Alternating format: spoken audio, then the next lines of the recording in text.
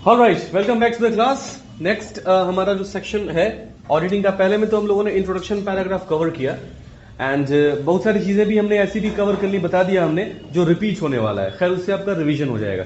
सो audit को तीन section में, लाइक ऑडिट जब प्रोसेस शुरू किया जाता है, when it is started there are 3 sections in which it is concluded. 3 section में इसको खत्म किया जाता है। पहला ओपनिंग मीटिंग, जैसा कि हम लोगों ने बात किया था कि ऑडिट की शुरुआत किससे होती है? With an opening meeting. Opening meeting के साथ होती है। साइट इन्वेस्टिगेशन, ओपनिंग मीटिंग के बाद ऑडिटर्स कहां पहुंचते हैं? साइट पर। There they carry out investigation, वहां पे जाकर वो इन्वेस्टिगेशन कैरी आउट करते हैं। मेनली साइट पर जाने का मतलब क्या होता है कि आप जो डॉक्यूमेंट्स में दिखा रहे हैं वो साइट पे है या नहीं। सुनाइए आपने, अक्सर न्यूज उसमें आते रहता है कि मतलब इतने करोड़ का बजट पास हुआ और इतना पब्लिक को सुविधाएं दे दी गई, और जब पहुंचेंगे हॉस्पिटल आप तो पता चलेगा कि कुत्ता सोया हुआ है हॉस्पिटल में, है ना। एग्जैक्टली है ना। तो ये चीज देखी जाती है। द क्लोजिंग मीटिंग, उसके बाद क्या किया जाता है? क्लोजिंग मीटिंग, जहां पे ऑडिटर्स क्या करते हैं, जो उनकी फाइंडिंग्स है उस फाइंडिंग्स को डिस्कस करते हैं, ऑडिटिंग को कंक्लूड करते हैं एंड एक रफ समरी जो है वो सबमिट करते हैं विद साइट मैनेजमेंट। किसके साथ में? साइट मैनेजमेंट के साथ में। ओके। ओपनिंग मीटिंग, देखिए यहां पर ये बात बोला गया है कि जैसे कि हमने पहले कहा था कि जो ऑडिटर्स हैं वो लॉ इन्फोर्समेंट बॉडी नहीं है। जैसे लॉ इन्फोर्समेंट एजेंसी ऑर्डर दे सकता है, लाइक अगर आपका साइट चल रहा है, साइट पे गवर्नमेंट ऑफिशियल्स आते हैं, दे कैन गिव ऑर्डर, है ना, ये करो, ये मत करो, they can talk like that, है ना, कि आपका थर्ड पार्टी एक्सपायर है क्रेन का, हटाओ क्रेन को साइट से, they can talk like that. The auditors can not give orders, they can give suggestion. वो क्या कर सकते हैं? सजेशन दे सकते हैं। तो ओपनिंग मीटिंग में जो ऑडिटर होगा, लीड ऑडिटर, वो क्या करेगा? पोलाइट मैनर में साइट मैनेजमेंट के साथ बात करेगा, क्योंकि it's kind of a mutual thing, क्योंकि कंपनी उसको पे कर रहा है ऑडिटिंग के लिए और वो कंपनी के लिए ऑडिटिंग कर रहा है। So it's kind of a mutual thing. तो वहां पे वो क्या हो सकता है? हमेशा उसको अपने गुड बिहेवियर में रहना है, रूड नहीं होना है विद एनीवन, किसी भी के भी साथ में। एक और चीज देते हैं यहां पर कि जब ऑडिटर्स, चूंकि जब ऑडिटर्स ऑडिटिंग करेंगे ना, तो ऑडिटिंग करने के दौरान उनको बार बार डॉक्यूमेंट्स की जरूरत पड़ेगी। फॉर एग्जांपल, मान लिया ऑडिटर्स ऑडिटिंग कर रहे हैं, पूछा कि आपकी कंपनी की हेल्थ एंड सेफ्टी पॉलिसी है? Yes sir, health and safety policy है। तो उसको एमडी ने साइन किया है? यस सर, एमडी ने साइन किया है। जरा मैं उसका सैंपल देख सकता हूं? तो जब प्रोजेक्ट मैनेजमेंट की टीम वो सैंपल देगी तब तो वो देखेगा ना। तो अगर ऑडिटर कुछ क्वेश्चन पूछ रहा है, कोई डॉक्यूमेंट्स मांग रहा है, और साइट मैनेजमेंट की टीम किस तरह से डॉक्यूमेंट्स दे रही है, विलिंगली दे रही है, खुशी खुशी, अनविलिंगली दे रही है, या टाल मटोल कर रहा है इधर ही कहीं था कॉपी सर, देखिए ना फाइलवा में कहीं गुम कर दिए हैं। They have to note the reaction, उनको रिएक्शन नोट करना है, उसको लेके आना है अपने फाइंडिंग्स में कि अपॉन इंक्वायरी करने पर व्हाट वाज द रिएक्शन, किस चीज को रिक्वेस्ट किया गया, तो डॉक्यूमेंट को, प्रूफ को सबमिट करने में उन लोगों ने कितना वक्त लिया और उनका रिएक्शन कैसा था।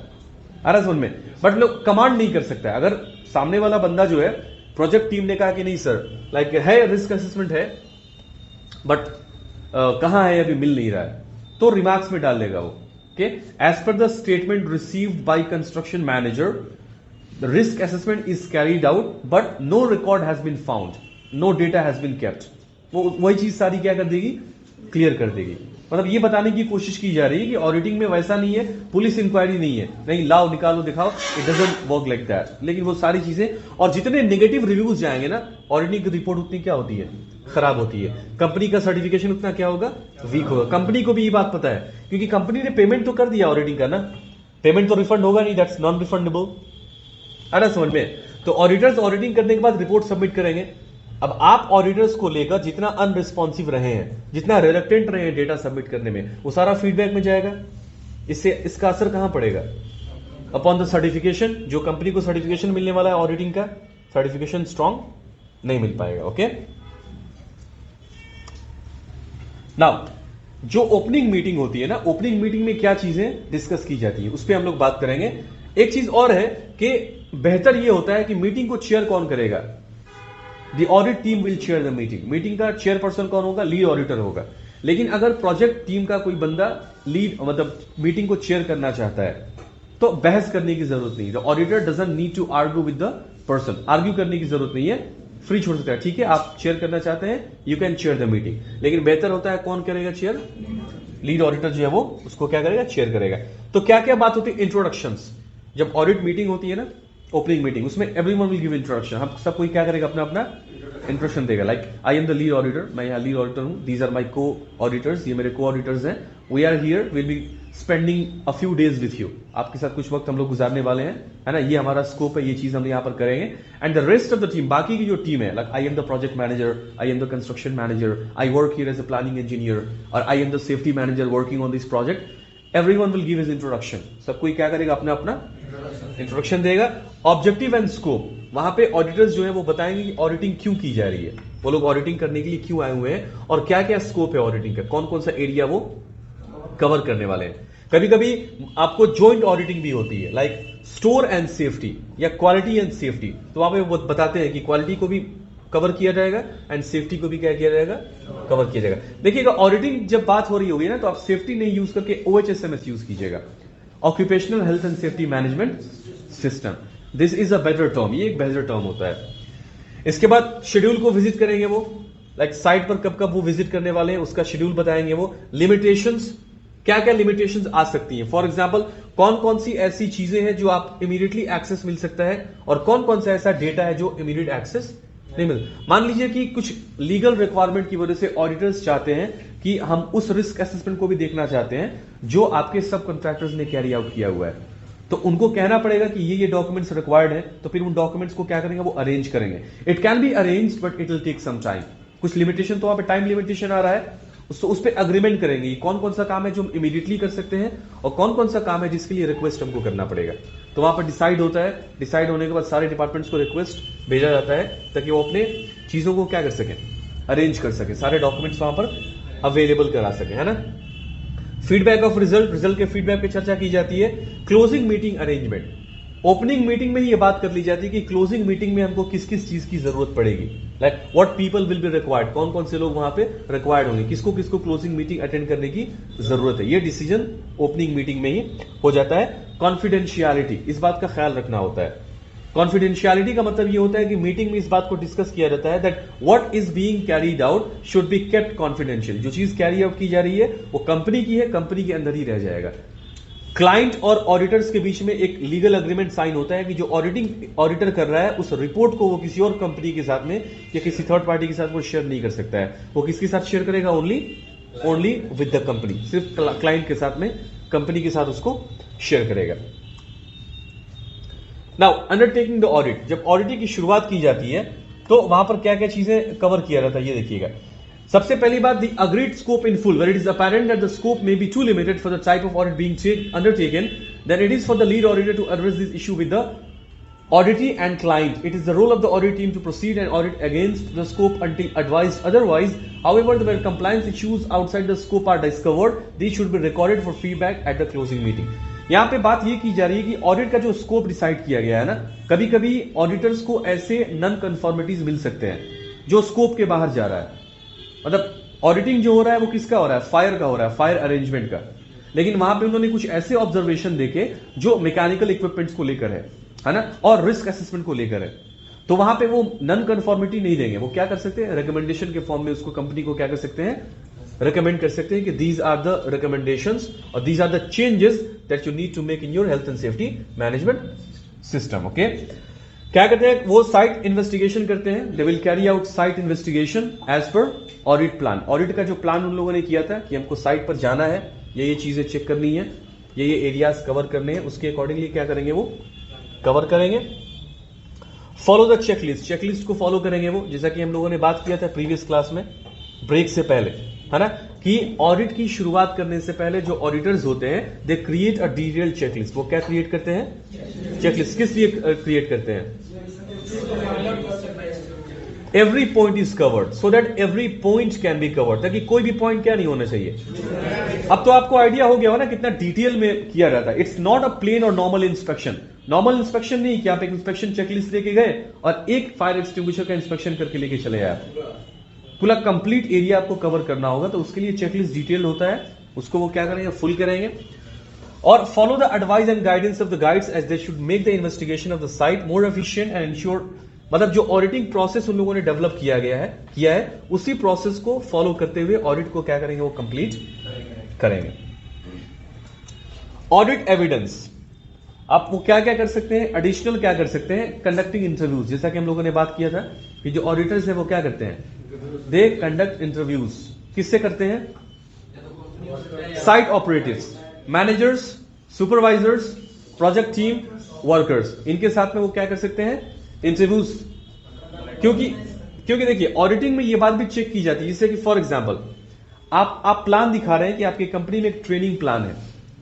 ट्रेनिंग प्लान का मतलब क्या हो गया, आपकी कंपनी ने एक प्लान डेवलप किया है जिसमें लिखा हुआ है कि all new workers will be given induction training, है ना। A area has been designated which is equipped with training facilities and a person named this और a person designated on this position has been appointed for giving induction training. ये चीज हो गया है, आपने वहां पर लिखा हुआ है, और आप ये भी लिख रहे हैं कि वर्कर्स को इंडक्शन ट्रेनिंग दी जाती है। उसमें और चीज कवर किया है कि the workers who are doing different kind of work activities should be given job specific training. उनको क्या मिलनी चाहिए, जॉब स्पेसिफिक ट्रेनिंग मिलनी चाहिए। ये भी आपने प्लान डेवलप करके रखा हुआ है, और आपने रिकॉर्ड भी मेंटेन किया। ऑडिटर्स क्या देख रहे हैं, रिकॉर्ड भी मेंटेन्ड है कि ठीक है इतने वर्कर्स की वॉक एट हाइट की ट्रेनिंग हुई है, इतने वर्कर्स की कन्फाइंड स्पेस की ट्रेनिंग हुई है, इतने वर्कर्स की हॉट वर्क की ट्रेनिंग हुई है, और साइट पे अगर 1200 वर्कर्स हैं सबकी इंडक्शन ट्रेनिंग हुई है।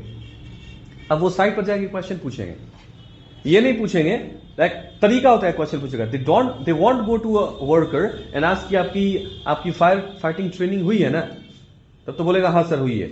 यस नो के क्वेश्चन नहीं पूछते हैं वो पूछेंगे कि आपकी ट्रेनिंग हुई है, हाँ सर ट्रेनिंग हुई है। क्या काम कर रहे हैं आप, सर हम तो वेल्डिंग मार रहे हैं। अच्छा तो वेल्डिंग मार रहे हैं, ठीक है, तो बताया गया है कैसे वेल्डिंग किया रहता है, हाँ सर कैसे किया रहता है बताइए, तो थोड़ा बताइए हमको भी कैसे वेल्डिंग किया रहता है। अब वो जब एक्सप्लेन करना शुरू करेगा, that will make it clear कि उसको ट्रेनिंग मिली है वेल्डिंग ऑपरेशन की या बिना ट्रेनिंग के वो काम कर रहा है, मतलब उसको सेफ सिस्टम वर्क की ट्रेनिंग मिली है या नहीं मिली है। तो that's how they conduct interviews to know कि जो आप डॉक्यूमेंट्स में दिखा रहे हैं वो एक्चुअली इंप्लीमेंट हो रहे हैं। तब अब यहां पे फीडबैक जाएगा, अगर वर्कर सेटिस्फैक्ट्री आंसर नहीं कर पा रहा है तो फीडबैक में क्या जाएगा, a plan has been developed, plan develop किया गया है but the implementation is poor, लेकिन उसका इंप्लीमेंटेशन जो है वो क्या है, वीक है, प्रॉपर्ली उसको इंप्लीमेंट नहीं किया जा रहा है। अब जब ये फीडबैक में जाएगा तो कंपनी को उसके ऊपर काम करना पड़ेगा, कंपनी को मेक श्योर करना पड़ेगा जितने भी वर्कर्स अवेलेबल हैं सबको सुटेबल ट्रेनिंग ऑर्गेनाइज की जाए। That's why they conduct interviews. इसके लिए क्या करते हैं वो, इंटरव्यू करने, डॉक्यूमेंट्स को एग्जामिन करेंगे, रिकॉर्ड को चेक करेंगे। डॉक्यूमेंट्स को एग्जामिन रिकॉर्ड चेक करने का मतलब क्या है, सेम चीज है। पहले वो देखेंगे आप क्लेम कर रहे हैं कि आपके सारे फायर एक्सटिंग्विशर्स का मंथली इंस्पेक्शन किया जा रहा है ना, जब साइट पे जाएंगे तो चेक करेंगे कि मंथली इंस्पेक्शन हो रहा है कि नहीं हो रहा है। आपने प्लान डेवलप करके रखा है कि मेरे साइट पर जितने भी स्कैफोल्ड्स हैं सबका वीकली इंस्पेक्शन किया जाता है बाय कॉम्पिटेंट पर्सन। किसके द्वारा, कॉम्पिटेंट पर्सन के द्वारा। वो जाकर चेक करेंगे कि ऐसा हो रहा है कि नहीं हो रहा है, they will cross verify. Observation of activities, साथ साथ जो काम चल रहा है उसको भी जाकर क्या करेंगे, वो ऑब्जर्व करेंगे। मतलब आप फॉर एग्जांपल उन्होंने चेक किया रिस्क मैनेजमेंट प्लान, आपने कंपनी में एक रिस्क मैनेजमेंट प्लान डेवलप किया हुआ है, उसके अकॉर्डिंगली रिस्क को क्या कर रहे हैं आप, मैनेज कर रहे हैं। रिस्क मैनेज करने के बहुत सारे तरीके होते हैं, carrying out risk assessment, organising training, implementing control measures, educating workers, posting signages, giving information, ये सारी चीजें है ना, these are all parts of managing risk. ये किसके पार्ट है, रिस्क मैनेजमेंट के पार्ट है। ये आप दिखा रहे हैं रिकॉर्ड में कि है, साइट पे जाके वो चेक करेंगे जो आपने रिकॉर्ड में दिखाया है वो सारा वहां पे अवेलेबल है या नहीं है। उसके बाद observation of conditions and housekeeping, housekeeping condition को भी ऑब्जर्व करेंगे वो, और फर्दर जो अनसेफ कंडीशंस हैं, ऑपरेशनल एक्टिविटीज जो चल रही हैं उसकी कंडीशन को भी क्या करेंगे वो ऑब्जर्व करेंगे, और वो ऐसा एविडेंस कलेक्ट करेंगे जिसको वेरीफाई किया जा सके। आ रहा है समझ में, the evidence which can be verified, solid physical evidence होना चाहिए। If they are presenting a non conformity against the company, अगर वो ये प्रेजेंट कर रहे हैं कि कंपनी में ये कानून के उल्लंघन हुए हैं, these are health and safety standards which have been violated. For example, auditor ने रिमार्क दिया कि it is a legal requirement of an employer to carry out to review risk assessment once in a year, but it has been found out that there are some risk assessments which were reviewed 3 years back and there has not been a regular review policy. अगर वो remark दे रहे हैं ना, उनको साथ में sample attach करना पड़ेगा ओल्ड रिस्क असेसमेंट का, as a fact, as a evidence, concrete evidence के तौर पर, जिसको वहां पर प्रूफ किया जा सके। They can not just make random comments और रैंडम ऑब्जर्वेशन। अगर नॉन कन्फॉर्मेंस वो दे रहे हैं they need to submit proofs. उनको क्या सबमिट करना पड़ेगा, प्रूफ भी सबमिट करना पड़ेगा। तो how to collect audit evidence, evidence कैसे कलेक्ट कर सकते हैं वो लोग? They can interviews, they can conduct interviews, वो क्या कर सकते हैं? इंटरव्यूज को कंडक्ट कर सकते हैं, रिकॉर्ड्स को क्या कर सकते हैं? एग्जामिन कर सकते हैं, क्वेश्चंस पूछ सकते हैं। अभी हमने कहा those that can be answered with yes no, ऐसे क्वेश्चंस नहीं पूछेंगे जिसका आंसर हां या ना में हो सके। They will not ask those questions, है ना। वो एक्सप्लेनेटरी क्वेश्चंस पूछेंगे जहां पे लोगों को आंसर देना होगा और उस आंसर से वो ये जज करेंगे कि इनको ट्रेनिंग मिली है, इनको जानकारी है या जानकारी नहीं है। जैसे एग्जाम्पल के तौर पर वो ऐसे क्वेश्चन पूछेंगे, why, when, where, who, what and how, है ना। जैसे देखिए एक वर्कर को पकड़ा ऑडिटर ने, पूछा कि वर्कर जो हॉट वर्क कर रहा है ना, उससे पूछा how do you store flammable material, पूछा कि भाई आप जो फ्लेमेबल मटेरियल है, समझ रहे हैं फ्लेमेबल मटेरियल, है ना। आपको नहीं, वर्कर को पूछेगा, ये नहीं पूछेगा समझ रहे हैं, अरे फिर बोलेगा अरे फ्लेमेबल मटेरियल तो जल जाए, नहीं वो बताना नहीं है आपको, उसको पता होना चाहिए, ट्रेनिंग मिली है ना, he should know what is the flammable material. तो पूछेगा कि वो आपको पता है फ्लेमेबल मटेरियल कहां स्टोर किया जाता है? हाँ सर हमको पता है। अब आप बोलिए आपको पता है कहां स्टोर, आप इस क्वेश्चन को ऐसे पूछिए, एक क्वेश्चन, क्या आपको पता है फ्लेमेबल मटेरियल कहां स्टोर किया जाता है? This is a question. क्या फ्लेमेबल मटेरियल स्टोरेज एरिया में स्टोर किया जाता है? दो क्वेश्चन देखिएगा, आपको पता है फ्लेमेबल मटेरियल कहां स्टोर किया जाता है, उसका आंसर वर्कर क्या देगा, ठीक है ना। फ्लेमेबल मटेरियल क्या स्टोरेज एरिया में स्टोर किया जाता है, आपने आंसर भी दे दिया उसको, हाँ सर वहीं किया जाता है। सी दैट्स व्हाट, आपको मिसलीड भी नहीं करना है। ये तो हुआ कि आप उसको लीड कर रहे हैं कि बोलोगे स्टोरेज एरिया में जाता है ना। मिसलीड कैसे कि अच्छा ये बताइए जो फ्लेमेबल मटेरियल है इसको क्या ऐसे ही ओपन में फेंक दिया जाता है क्या? Now you are misleading the worker, आप क्या कर रहे हैं? उसको मिसलीड कर रहे हैं। तुम बोलो कि ओपन में फेंका जाता है, that is not how question should be asked. Question को ऐसे नहीं पूछना है, डायरेक्ट पूछिए कैसे करते हैं आप, तो बोलेगा they are stored in separate secure area provided with appropriate warning and fire fighting mechanism. बोलेगा कि हाँ सर उसको अलग एक एरिया है, स्टोरेज एरिया जहां पे स्टोर किया जाता है, लॉकिंग अरेंजमेंट वहां पर है, साइन बोर्ड लगे हुए हैं, है ना, और वहां पे फायर फाइटिंग इक्विपमेंट भी क्या किया गया, प्रोवाइड किया गया। Now that will be a suitable answer, वो क्या होगा, एक सूटेबल आंसर होगा। फिर प्रूफ मांगेगा, थोड़ा दिखाइएगा कहां है। हो सकता है वर्कर को ट्रेन करके रखा ऑडिटिंग से पहले, आपने सब लोग को बोलना है भाई याद से, पूछेगा ऑडिटर फायर फाइटिंग की ट्रेनिंग हुई है, तो हाँ हुई है सर ट्रेनिंग।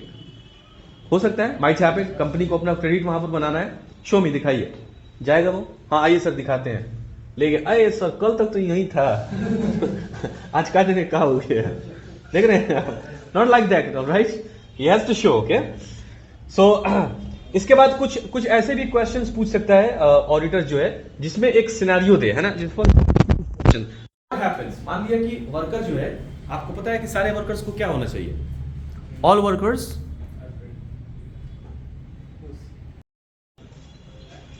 ओके। सो कभी कभी क्या होता है ऐसे क्वेश्चंस, फॉर एग्जांपल आपको पता है कि वर्कर्स को इमरजेंसी ट्रेनिंग दी जाती है कि in case of emergency workers को क्या करना है, what should be their roles and responsibilities.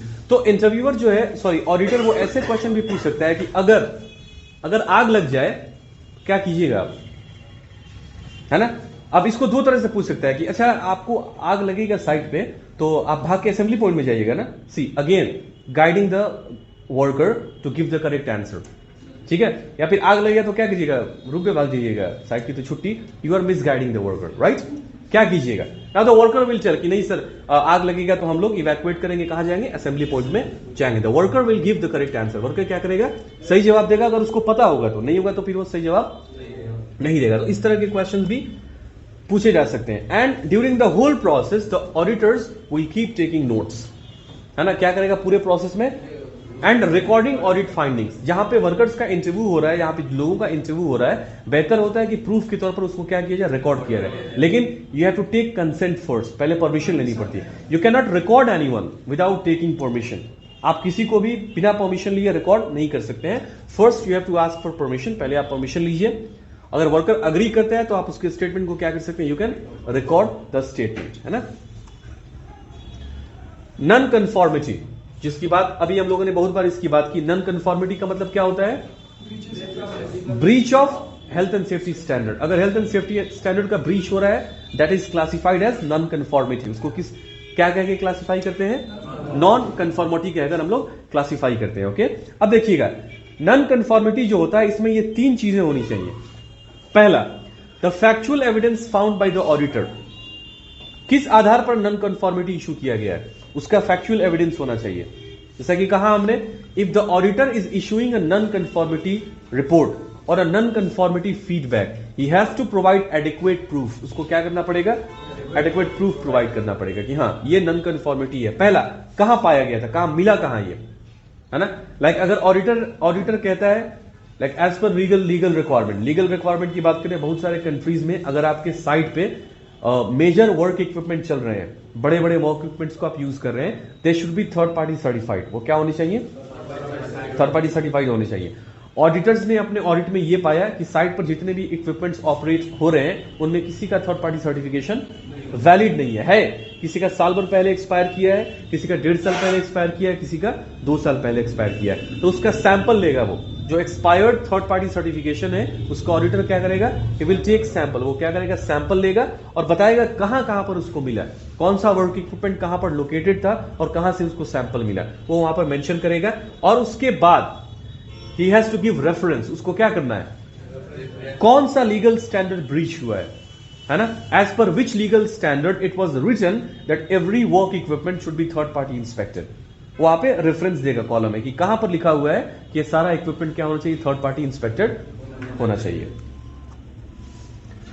हम लोगों ने बात की ना, 2 तरह का नॉन कंफॉर्मिटी होता है, एक मेजर नॉन कंफॉर्मिटी और एक आपका क्या हो जाता है, माइनर नॉन कंफॉर्मिटी, है ना।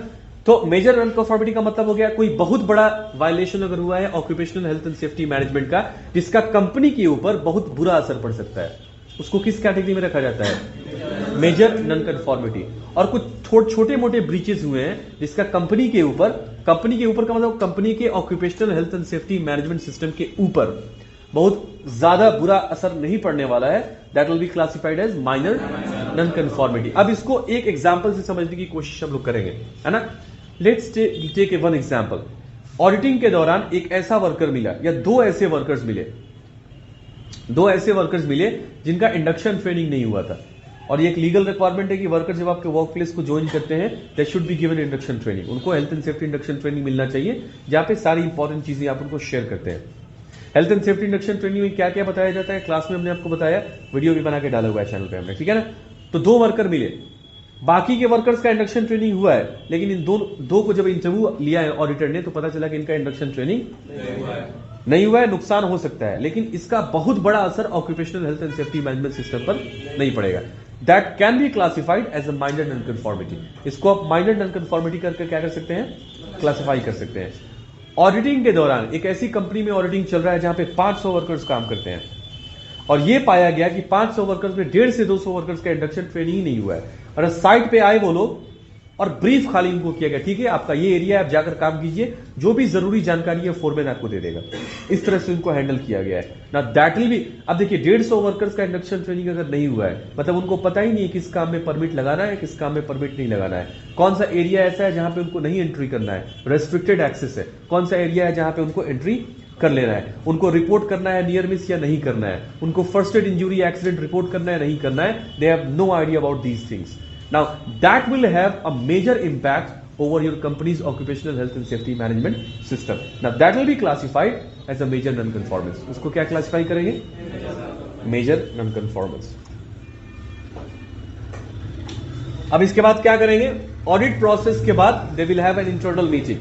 क्लोजिंग मीटिंग से पहले जो ऑडिटर्स है ना, लाइक बात की हम लोगों ने कि एक लीड ऑडिटर हो सकता है, 2 को ऑडिटर्स हो सकते हैं, है ना, या एक लीड ऑडिटर हो सकता है और 3 आपके क्या हो सकते हैं, लीड को ऑडिटर्स हो सकते हैं, है ना। That might be the case, ऐसा केस हो सकता है। तो first they will have an internal meeting, पहले वो क्या करेंगे, इंटरनल मीटिंग करेंगे, है ना। दे विल डिसाइड कि किस तरह से अपनी फाइंडिंग्स को प्रेजेंट करना है ना।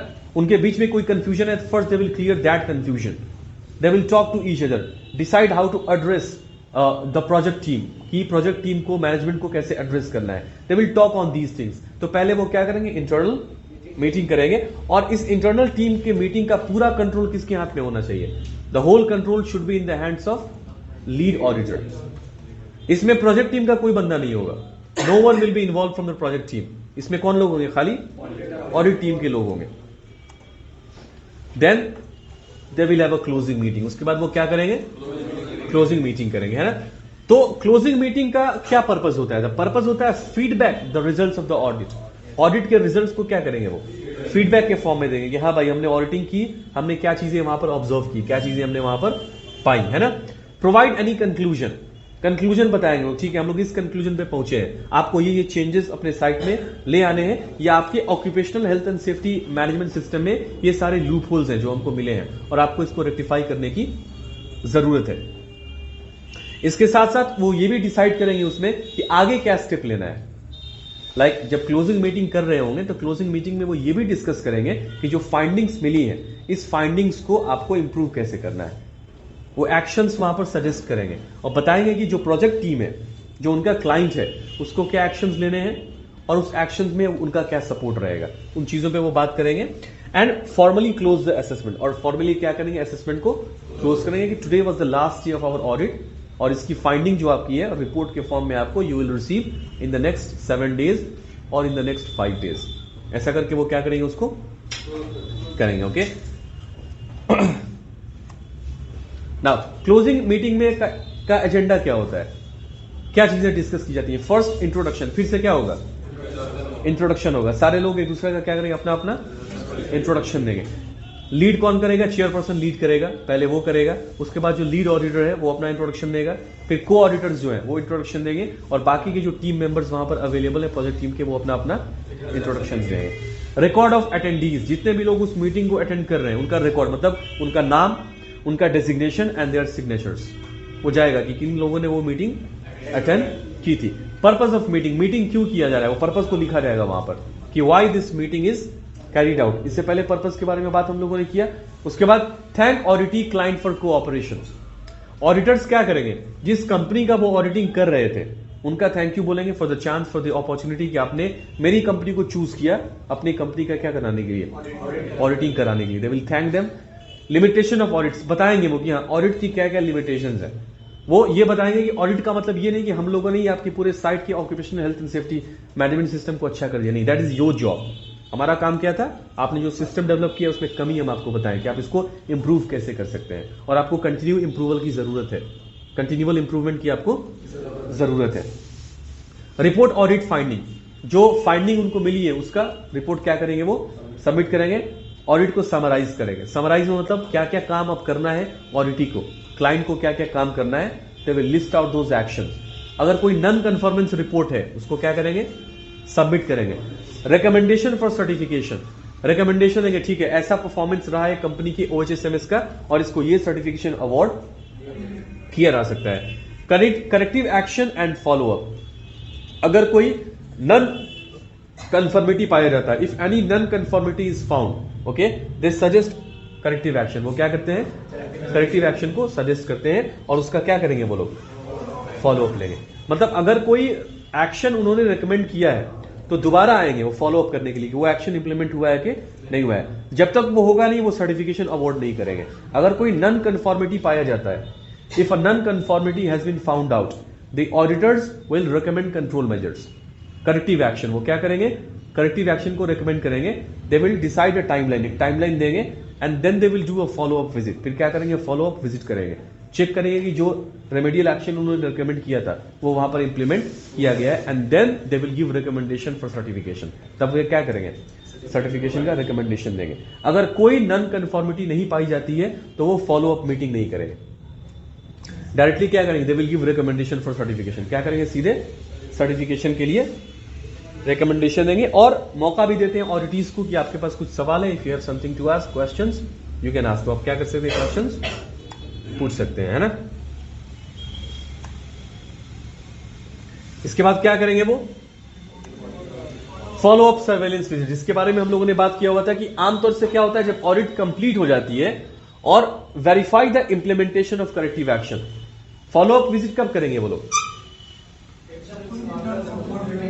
अगर कोई नॉन कंफॉर्मिटी हुआ होगा तो ही वो क्या करेंगे, फॉलो अप विजिट करेंगे। अगर कोई नॉन कंफॉर्मिटी नहीं हुआ है तो डायरेक्ट सर्टिफिकेशन अवार्ड करने के लिए क्या करेंगे, वो रिकमेंडेशन देंगे। और फॉलो अप विजिट कब करेंगे, वो किस टाइम पे करेंगे,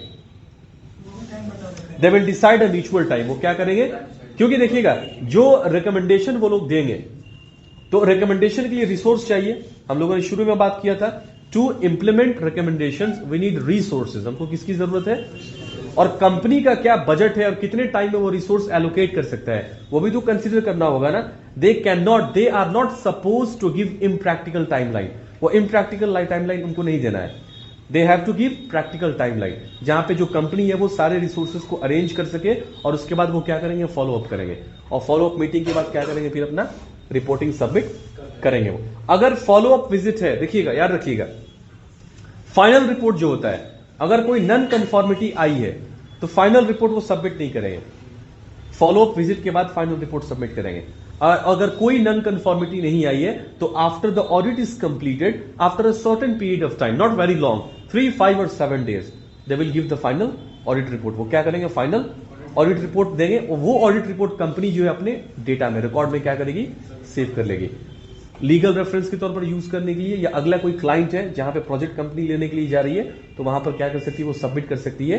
एंड ये एक इंडिकेटर भी होता है of an effective health and safety management system, indicator of good positive health and safety culture and positive health and safety performance. इसका क्या होता है, ये इंडिकेटर भी हुआ करता है।